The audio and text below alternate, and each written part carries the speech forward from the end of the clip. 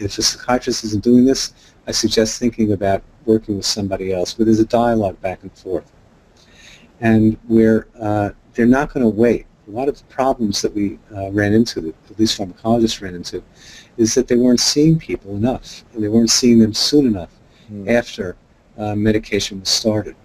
Now, with the perspective of we need to watch very carefully.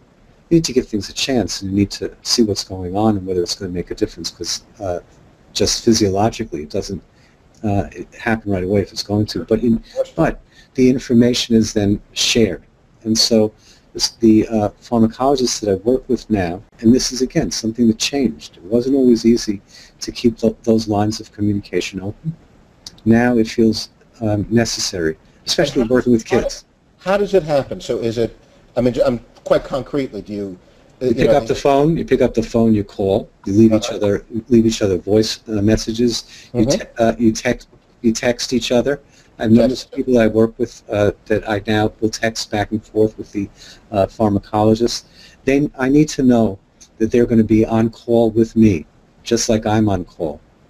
In other words, it used to be that I would feel that, and you know me for a long time so you could understand this, I would feel really serious that this was a responsibility that I had to take, and this child was in my, quote, care. And so that meant that I was on call all the time. Now, that's still true, but I expect that the people that I work with, the pharmacologists, have a similar attitude. So that has changed. They're literally will give me the right, and they expect to be involved, and they want to know about any changes.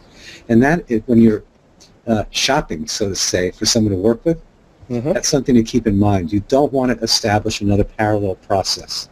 In a 21st century world, we don't need yet another parallel process where kids and the adults in a child's life are not actually communicating with each other.